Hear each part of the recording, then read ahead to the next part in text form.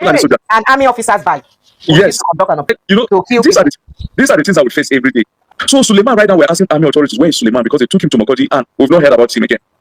But Suleiman in Uday, what headquarters of Niev Council Ward of Guma, local government of Benin State, 2 weeks before the water attacks of June 13 and 14, there are many TB villages in my council ward, in my local government, that see people fled and left. Fulanis are occupying that, even in my maternal village. And you people cannot go there now. How now? How now? If you go, what's it happen? Because you are not going with arms now, so they will take you before you reach there.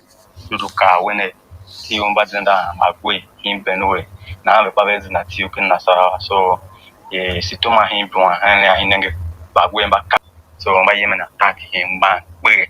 Now I'm example any run a foul him by your victim assembly or we saw you couple would happen in This particular voice note was circulated 5 days before the water attack. What did you guys do about it? No, they gave the military in Yeruata now. Why would Nigerians be ITPs in their own countries? In their own country, rather. They have houses, but they cannot return to their houses because it's been occupied by someone else. Because we don't have a government. What we have are people in power. But we don't have a government. Fulani militia. It's not any profiling. It's a statement of fact. Tell the Fulani nation, if they don't want this, if they don't want us calling, why have they never called a meeting of the Fulani nation to say, look guys, you guys are making Nigeria stigmatize us. Stop this thing. They would never call that kind of meeting. Have you ever seen them call the meeting? If it was Fulani a thief that this is happening to now, Nzo Thief will call the meeting. That's the umbrella body of thief people. They will call and say, look at what is happening. People are stigmatizing us. People are giving us bad names. Stop this thing. The Fulani as a nation has never called a meeting of their people to say, look, you guys have done too much in this place. We want to stop. You guys are our bad ex. Are you saying that they are not arresting them because they just don't want to arrest them? They took them to the divisional police headquarters in Bajimba, that's the headquarters of Guma local government. The following day, a directive came to the DPO to release these guys. They even sent vehicle to go and convey them from that station. Why do you think that our people don't sleep in their homes? That I tell you that people sleep on the road media because of these attacks. Every time, you understand? There are a lot of peaceful Muslims in Nigeria, as well as there are a lot of extremist Muslims in Nigeria. Those are the section of Muslims that feel that yes, they must dip the Quran in the ocean because that is the promises of their forebearers. They've said the jihad is a continuous process that hasn't stopped. Where have you heard them say this? What's the evidence? This is over now. This is not something hidden. For them, it's a jihad against the infidels. The infidels is what they call the Christians, for goodness sake, unbelievers. The ending part, of course, is the Fulanization part. They've been inviting their other Fulani kinsmen from other countries in the Sahel to come. There's a lush green land in the Benue Valley. They want a total takeover of the land. They capture the Hausa lands because they are all over. There are few in Hausa land, but they're the ones who are dominant. All the emirs are Fulani. You see a population, a town in Hausa land that is like made up of 80% Hausa people, 90% Hausa people. But the emir of that town and the most prominent people in that town are Fulanis. And that's what's happening all across Katsina, Zamfara, Sokoto, Kanu, Jigawa. You don't know why you're looking at it in bewilderment. That is what's happening. Many of these places, the Fulanis are only the emirs. Even in Ilorin, you know, is Yoruba. Yeah, it's in Yoruba. But the Fulanis are the emirs now. The traditional ruler of Ilorin is emir of Ilorin. That's Amir, that's the Fulani title. You know, for this, but they are Yoruba because they captured the place during jihad. And that is what they want to do. They constitute the establishment. They are the one who constitute the establishment in Nigeria. Ribadu is a Fulani guy. He's a national security advisor. The Minister of Defense, Badaru, is Fulani. These are the top echelon of Nigerian security architecture. The national security advisor and the Minister of Defense. Even the Chief of Defense Staff is up to them because these are the ones that brief the president every time. And that's why they skewed the narrative that the president is talking about, hey, we should share our land with their neighbors. We should, you understand? Because they are the people who briefed it. They are Fulani. And you will never, ever hear Ribadu describe the killing in Benue as a terrorist attack or Fulani attack. He has always been describing it as farmer head attacks. Last month, when APs were having their 2 years summit, the Tinubu's administration 2 year summit, when ministers were giving their reports, if you watch, go to YouTube, you'll see it now. When everybody came out to give the security report, he was speaking with so much energy when he was talking about what they are doing in Borno. Boko Haram, they are taking on this, they are taking on that. Then when he came to Benue, he realized, he said, and you know the farmer header crisis in Benue. I said, no, mister, we don't have something like that. He said, the farmer header crisis in Benue, we're trying to solve it. We've done so much about that. The conflict, then, you know, I match all these things. Then the next thing is called the conflict. The conflict in Benue has been reduced to a marginal level. Then all of a sudden, the tempo increased when it was to talk of IPOB. Your Excellency, in the Southeast, we've decimated IPOB. We've run out their council, bombarded their council, taking. Go and watch that video. Boko Haram, ISWAP, the jihadists, banditry and kidnapping in the northwest, separatist agitations in the southeast, Niger Delta, and communal conflicts, including Hada-Farmer clashes, especially in the north central. In Benue and Plateau states, before May 2023, violent conflicts caused thousands of deaths, over 5,000 in Benue alone. It has become normal normal now. In many of these villages in Nasarawa, you see Fulanis with their AK-47 passing on back. It has become normal. I don't understand. No, you got to calm down. Before the Yelwata thing happened, the sad, barbarous attack on the people, the peace-loving people in Yelwata, I had on the 27th of last month a security alert sent to me by somebody that the Fulani were planning to attack Yelwata. I have it on my phone. That means before it got to me, it would have reached the security apparatus of this country. Unfortunately, when you see a government where deliberately, Mr. President, irrespective of my appreciation of his visit to Benue, whether it achieves some objective or not, at least it's better than that of the former president. He appointed the NSA, a Fulani man, the Chief of Defense Staff, a Fulani man, the Chief State, what do you call him, the Minister of Defense, Fulani, the Minister of State Defense, Fulani. Now, when such information reaches these high offices, do you think it will go beyond that? It will not. But those are just allegations. It is not issue. Whether it is an allegation, a security report, if an ordinary citizen like me can have it forwarded to my phone by somebody. And you can authenticate the source of that the security apparatus in this country would have had it. The DSS would have investigated it. The DIA would have investigated it. They would have confirmed. But when the people at the top are people who belong to those ethnic nationalities being under consideration or under probe, then what would become of it? Nothing. So if on 27th, an ordinary person like me got a wind of this thing, and it came and happened, and people were massacred, over 200, then you know there's something wrong in this country. What the Totif said is correct. Just add to that and say it is being driven by Islamization and Fulanization. Okay. There are so many camps in Nasarawa where Benue is attacked, where Plateau is attacked, where Southern Kaduna is attacked, and where Taraba. All majority of these camps are in Nasarawa state. The military know where they are, the security forces know where they are. Rather than waiting for these people to attack, they are supposed to go and clean them up. Up to today, as we are talking, we are here. This evening before I came here, Goza was under attack. Are you saying that the military, the security forces don't know where the attackers were before they came to attack Goza? As we are talking, Dambua to Biu has been left completely for Boko Haram. Are we saying the military don't know where the attackers are, where the Boko Haram is located? So the security forces have always known where the perpetrators of this evil stay. Lately, just a few days ago, there was a meeting between insurgents and some security forces, and the security forces accompanied them. It was videos and it was trending. So the issue in Nigeria is, I don't know if we have a system or a real government in place that has responsibility as defined by the Constitution. You see, I will just take your time, watch this video to the end. You understand? Watch the video to the end. You see, my problem is, it has happened. Whatever happens, it happens because, okay, we don't know. Okay, since it happens, okay, this is what we didn't do right. This is the reason why this happened.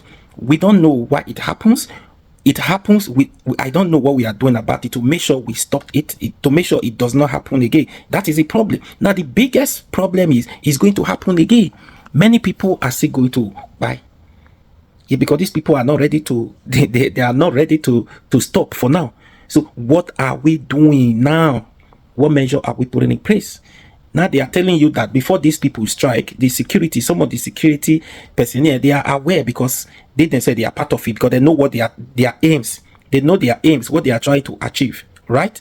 So if that is the case, and these people are still in power and they are the one we are still calling day and night to make sure the place is being secure, the regions are secure, that means it's a waste of time. It's a complete joke. It's a complete joke.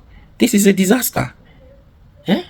Anyways, take your time, listen to the end of this video, and please subscribe to this YouTube channel. Explained, a very small village where about 200 people or more were killed. You can just imagine yeah, what's happened. And even though I'm in the United States right now, thousands of kilometers away, I've been feeling the reverberating effect of what's happened. I really want to assure you that in the last 5 days, I've not slept up to accumulatively up to 10 hours in the last 5 days. I've been losing sleep because I know like over 80 people amongst the guys killed. You know, I have a direct relationship with them. Many of my family relations. These guys are harmless. Some of the most gentle men you could find anywhere. All they are concerned with was just living their life in their village, going to their farm, coming, eating, and then going to play in the evening. That's all. They pay their taxes because you could see their farmers on anytime they're transporting goods to the town, they pay tax. A lot is placed on the highway. That's the place that Tinubu will not go. Federal highway that is dualized. There's just 25 minutes drive from Mokoti. But you know, say rain that day and flood been worried that day for inside the There was no flood. No, there was no flood. Where there was flood was like 30 kilometers after Yerwata on the way to Lafia. That place is called Akeleku. So that route, there was a slope. You know, those guys who built the road really did not take care of that situation very well because there's a slope there and then a street there. So when it rained heavily, you find water on the road. You know, so that was Akeleku in Nasarawa State, not in Yerwata. You know, Yerwata is just 8 kilometers from Makodi. It's just 25 minutes drive. There was no flood. But people are traumatized, they are devastated, they are scattered all around Makodi, and they've not been catered for adequately. I will tell you that they've been sleeping on bare floors. For the first few days they were in that primary school, mosquitoes all over, there was no water, there was no toilet. So because the houses were burnt, so they don't have anywhere to stay right now. Yeah, so they were camped at the international market in Makodi, built by Governor Suswam. It has not been used yet. So they are using that place as a temporary IDP camp right now. So there's no water there. But although I just heard yesterday that they started bringing water in tanks, and in the initial days there was no food. As a matter of fact, the food that passed eventually they cut it away. Sort of. They told us. Yeah, they sold us by surprise. And many of them went there with bruises, with sores on their body. There was no treatment. I learned that today they called me to say they started attending to them. They started sending some medical personnel to attend to them. Although the ones who were bruised very well, who had fracture and burns, were taken to the teaching hospital. They have been attended to very well. I can attest to that. Now, so that's the condition of the people from Yerwata. But few of our guys are still in the village because they've reinforced the security detachment in the village. So the Mopol who came, they've been distributed into some of the flashpoints in the bush. But the question is, for how long will they stay there? Because it's usually like that. After about 3 days, 4 days, they will certainly leave. So they've also added the soldiers because, like I told you, on that day when the attack happened, the soldiers in Yerwata were just 4. They were just 4. So they were just where they were at the primary school there. They did not move out of the primary school when these attackers were burning the market, burning people in their houses. So they were there at primary. But on the other hand, one could also commend them for stationing, for being at the primary school there, because in about 4 or 5 classrooms, our people filled up about 4 or 5 classrooms because the primary school is together with is annexed to the church, the Catholic Church, St. Joseph Catholic Church. So that means they would have killed people in that primary school. So if they didn't, if they had reached that place, people have been talking of thousands now. I've been talking like the number that happened on 911. You understand? Yeah. Whoa. Because we are IGPs even in Yerwata there. We're IGPs. We don't sleep in our houses. So on the day of the attack, let me even tell you something that nobody has said this all this while. On the day of the attack, right? You see, we have a dual carriageway. That's what you said. The road. Okay.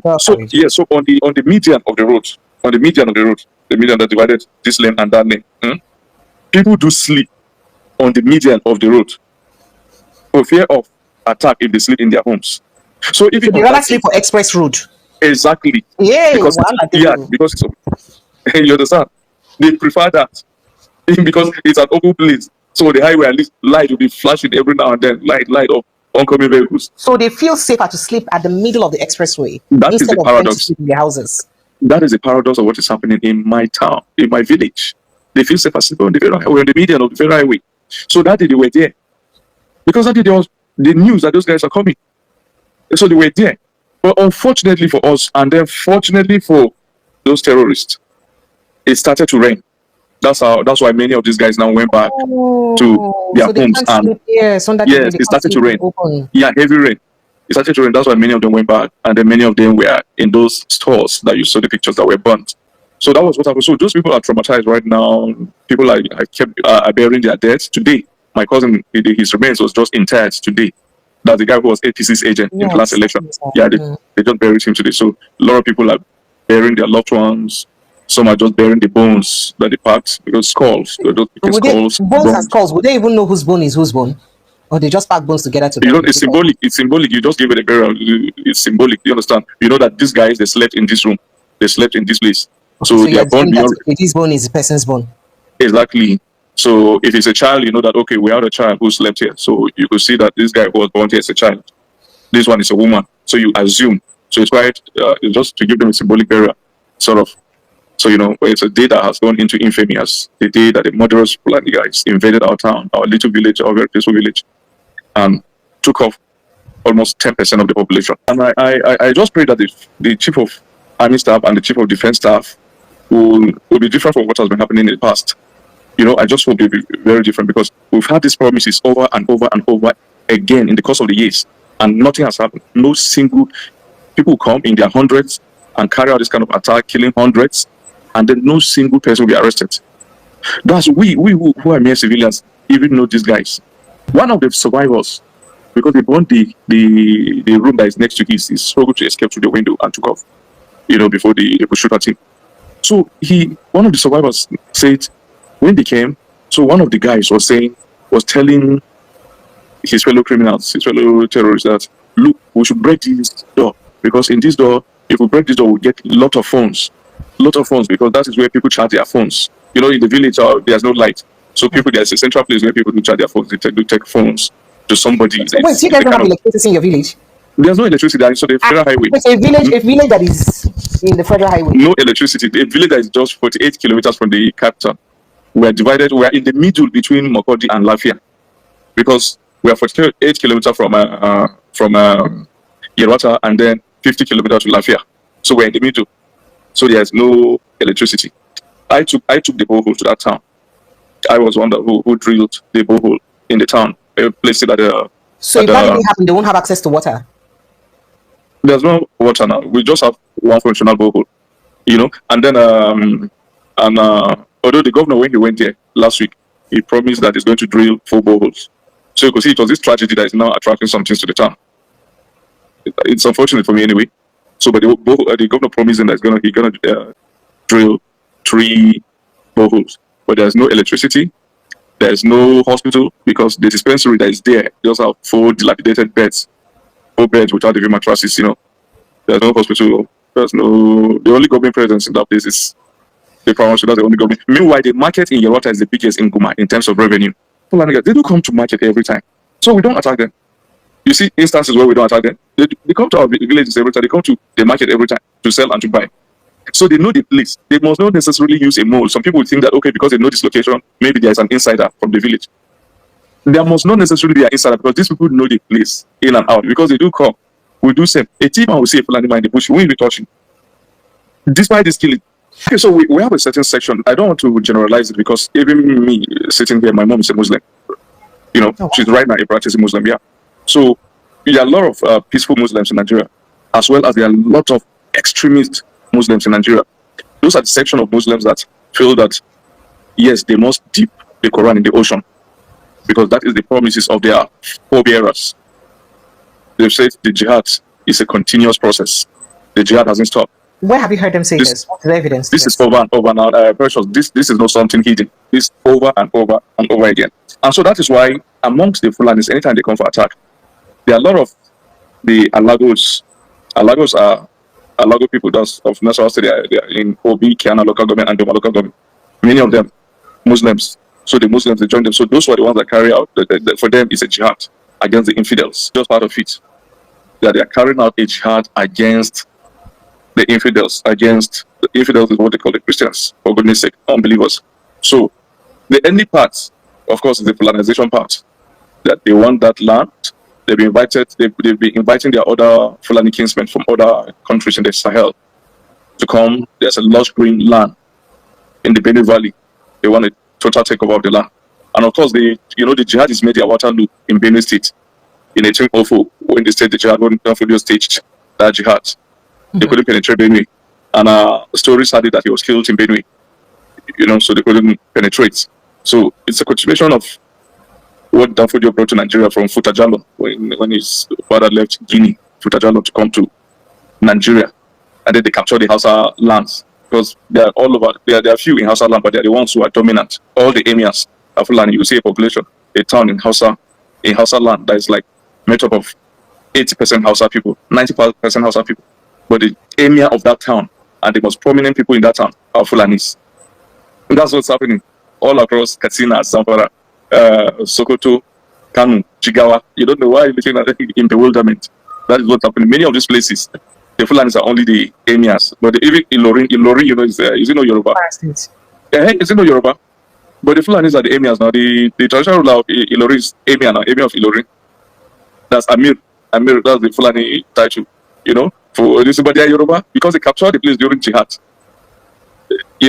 So that is what's happening. That is what they want to do in our place. They forgot that this generation is not like that generation of about 200 years where people will just be in their villages. Then you just appear in camels and horses wielding swords and cutting everybody's neck, and a lot of people will run and then leave you with the town. Then you impose your flag. It will never happen. So that is why even now all the attempts, they are just killing innocent souls. But you will never get that land. It will never belong to you. Because this is a new generation who know that they cannot fight us. So they use their, they constitute the establishment. They are the one who constitute the establishment in Nigeria. Because today, the National Security Advisor, just like the guy was saying, the president of the Middle Bells, the stuff I just watched before now, the video. Yes, yes. So, Ribadu is a Fulani guy. He's the National Security Advisor. The Minister of Defense, Badaru, is Fulani. So these are the people in charge. However, he got it wrong with the Minister. He got it wrong with the Chief of Defense Staff because Chief of Defense Staff is no, that one is Southern Kaduna. Yes, Southern Kaduna. So I didn't call because I know what I'm saying. Okay. So these are the top echelon of Nigerian security architecture. The National Security Advisor and the Minister of Defense. Even the Chief of Defense Staff is not up to them because these are the ones that build the president every time. And that's why they skewed the narrative that the president is talking about. Hey, we should share our land with their neighbors. We should, because they are the people who briefed him. They are Fulani, and you will never ever hear Ribadu describe the killing in Benue as a terrorist attack or Fulani attack. He has always been describing it as farmer head affairs. Last month, when APs were having their 2 years summit, the Tinubu's administration 2 years summit, when ministers were giving their reports, if you watch, go to YouTube, you'll see it now. When Ribadu came out to give the security report, he was speaking with so much energy when he was talking about what they are doing in Borno. Boko Haram, they are taking on this, they are taking on that. Then when he came to Benue, then he realized, he said, and the farmer header crisis in Benue. I said, no, mister, we don't have something like that. He said, the farmer header crisis in Benue, we're trying to solve it. We've done so much about that. The conflict, then I marked all these things. Then the next thing is called the conflict. The conflict in Benue has been reduced to a marginal level. Then all of a sudden, the tempo increased when he was to talk of IPOB. Your Excellency, in the southeast, we decimated IPOB. We've run out the accounts, we bombarded the accounts, we've taken. Go and watch that video. You see that when he was talking about Boko Haram, the tempo was high. When he now was talking about Benue, the tempo deflated. So, the farmer header crisis in Benue. And so, are you accusing the National Security Advisor of being no? What we are saying is that are you saying that he knows exactly what's happening in Benue State? And why not? Because why are they taking the terrorist attacks in Benue separately? Have you ever heard any of them call for the arrest? What they do is that they try to mask it. They will say, we condemn it. When we say, the last time Sultan did not say anything about it, then they brought out a press release from Jamaatul Nasr Islam that Sultan was a head. Northern elders responded to you. They say that they condemn it too. Okay, so condemnation is different from calling for the arrest and prosecution of those. That is how it should be. So when you say, no, we condemn the killing in Benue and we console the people of Benue, my sister, that's just cosmetic. It's just like you went to Nigerian University, right? You see campus cultists in the university. Are they not the same people who organize anti-cult protests? Do you understand? They organize symposium. They go into student union leadership, and then they'll be getting money from politicians to organize an anti-cult seminar. Cultists. So that is the exact situation. They are condemning. The cultists will not be calling for arrest of the cultists. Do you understand? You won't be calling for the arrest. You'll be saying, no, it's cultism, it's not good. We are condemning cultism. So that is exactly what these guys are doing too. Oh, we condemn the killing in Benue. Ask them to call for the arrest of the people. That simple thing. Call for the arrest. They won't. That's what we're saying. They won't, and they are the same people who describe it as perma-header. I told you the last time that anybody who describes these killings as perma-header crisis is a co-conspirator, or at best a traitor or a coward. What is the word here that you're calling the perma-header crisis? Who is fighting who? The people that killed in your town, at what point were they fighting you? So that is what we're saying. We are shielding away a lot of things in Nigeria, shielding away a lot of things. It's an agenda.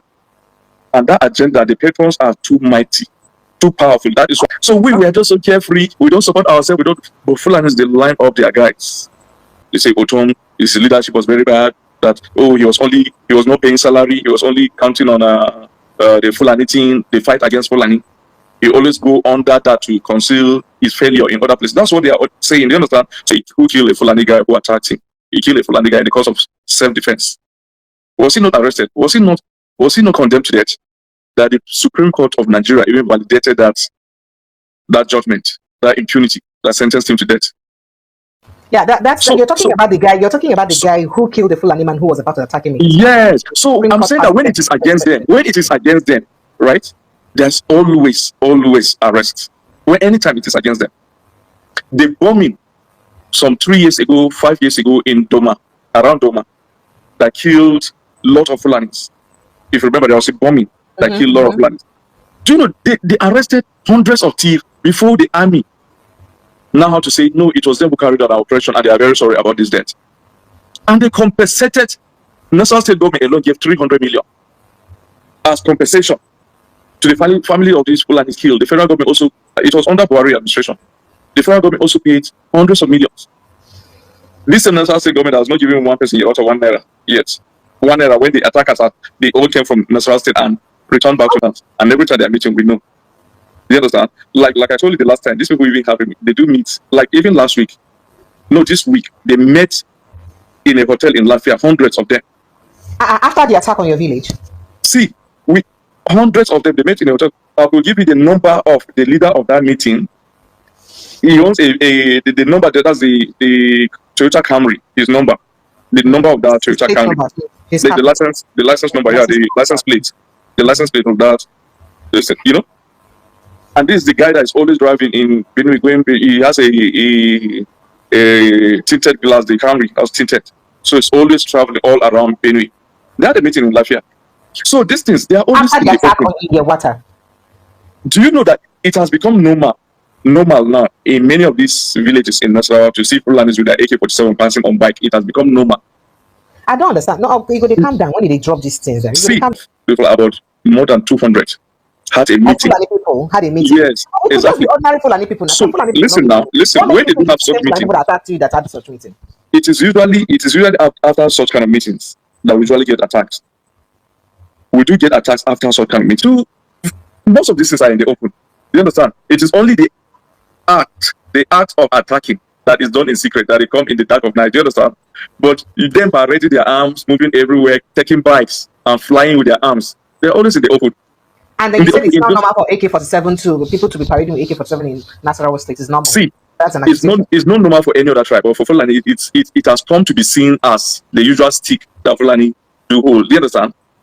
You see them, even the ones that have been grazing in Benue, they enter now, they wrap up their AK-47 on their neck. You understand? It is normal. It has become normal. We've normalized it. We've normalized it right now as I speak now. You know, why are they not arrested? Like in all these attacks. Are you saying that they are not arresting them because they just don't want to arrest them? They took them to the divisional police headquarters in Bajimba, that's the headquarters of Guma local government. The following day, a directive came to the DPO to release these guys. They even sent vehicles to go and convey them from that station. Vehicles. Somebody has also stated here on this show that the Fulani is never lasting detention. That whenever they detain them, that they don't take long and they release them back. I'll look for that voice. No, I'm very surprised that you're a journalist. You're just writing. That's right. Before I'm an authority in this area. There's nothing about this case that I don't know because I've been involved in it very deep. See, 2 weeks before the attack. In the same way, water. So that means there was an attack before this one. Yes. See, there's always attacks every week. This one is just because the number is so huge. And then the world was concerned. The Pope, bam, reacted immediately. VTM went there, and then the whole thing went viral. If not, it could have been taken at the usual ones. So that means it's been happening and nothing happens. I say every time. That's why I told you that our people don't sleep in their homes. Why do you think that our people don't sleep in their homes? That I tell you that people sleep on the road median because of these attacks every time. Do you understand? Why is it that people go to sleep in the church and the primary school? It's because of this attack every time. So now, 2 weeks before this attack, they killed Ulam. That's the man's name, the retired army officer, with his son, and butchered his wife. Do you know that the following day, after that killing, in my ward headquarters, which is 10 kilometers from Yelwata, that one is in the interior, you know, the vigilante, because those ones too, they are always on alert, Fulani will be killing them. So the vigilante there now arrested one Fulani guy who was riding a bike. The bike has splashes of blood all over. So when they arrested him, after good drilling and beating, you know, vigilante in the bush, you know, arresting a suspect, you know what they do? After they beat him and drilled him, the guy now confessed that they were the ones who carried out attack yesterday in Yerota. And that this bike, because we were asking him, because he mentioned that that's why there's blood here, the blood of butchery. You understand? Yeah. And that this bike was given to him by a soldier in Ude there. My ward headquarters, 10 kilometers from Yerota. There's also a detachment of soldiers there. So the soldier's name is Suleiman. So they took the guy and the bike to where the soldiers were stationed. And then they caused rowdiness there. So the soldiers had to shoot some of those shots in the air. I even shot 2 people there because they were protesting that Suleiman must be arrested and prosecuted. So it caused so much rowdiness. For aiding the Fulani guys. Exactly. It was his bike. He released his bike for that operation. Means they used his bike to conduct that operation. He was a Fulani soldier. soldier. To give him back his bike. Yes. He was a Fulani soldier. An army officer's bike. Yes. To conduct an operation. Yes, right. You know, to kill these are the things that we face every day in that community. So, Mr. Frank, this thing you're saying, are you sure? So, listen, we need to tell ourselves the truth. We need to tell ourselves the truth because we are just shying away from all these kind of things, and that's why the whole thing is persisting. So, Suleiman, right now, we're asking army authorities, where is Suleiman? Because they took him to Makodi, and we've not heard about him again. They took him to Makodi. Suleiman in Ude, ward headquarters of Niev Council Ward of Guma, local government of Benue State. 2 weeks before the water attacks of June 13 and 14. Respond to one of your somebody who wrote, he says, so you guys know the people. Why are you not confronting them? You guys are cowards. We are not cowards. Let me tell you what happened. The military that's always sent to Yelwata, what they do is to disarm our guys. Over the years, look, during Susan's time, we had enough arms, and that is why it wasn't happening, because we know there are camps in Nasarawa State. So when they attack, what we do is that we go to those camps and destroy those camps. We take the fight to them. So they felt the brunt of the TP. We are natural warriors as a TP, you know. So, but what the soldiers have been doing in Yerota and other settlements in Guma, what they do is that when they come, they go to disarm the youth. Do you understand? Like when the Fulanis come, the youth repel them. After repelling them, the soldiers now begin to go after the boys that did that without going after the terrorists. So they disarmed us completely. So you cannot fight them with that. That's why we do run to go and hide behind the soldiers. You said that the people were aware about this before it happened, right? Like, how did you guys get that information? How did you get the information that they were coming? Like I told you, right? This is always not. The president of Middle Belt Forum also said the same thing on the Rice Television, that he got information about it. So yes. So we got the information from somebody in that community. You know, many of the settlements. Yes. If you have played it, this and I've interpreted what you say in TV. I will play it. I want you to, you know, okay. So the voice note I sent to you was sent to us 5 days before the Yerota attack. Just 5 days before the Yerota attack. Yes, it was on it was on 6th on Salah. Because in the voice note you will hear that, you know, today is Salah. He said today is Salah. So these boys had a meeting here in Adudu. Adudu is a town in Obi local government, not far from Benue border. You understand? So they had a meeting. Yes, he called it. He even called the name of the chief of that area. And so when they are investigating, these are the people that they have to go after. He say, hey, the chief is supporting these guys, the Fulani guys, and encouraging them to attack Benue because that Benue people have also attacked them. So by this incident, if you go by the interpretation, they said that these people are coming from Nasarawa State. Am I correct, sir? Yeah, they're coming from Nasarawa. Okay. Let me quickly just play that. Let's take a listen. So chamba wosichi aiki enem yaram ku ufamungu Nasarawa ha dudu. So yaran kurun ya munwa kwa tumem na hama mwira nomba hin yakwa nomba nguzanga kakwala msomo na haku ene na ha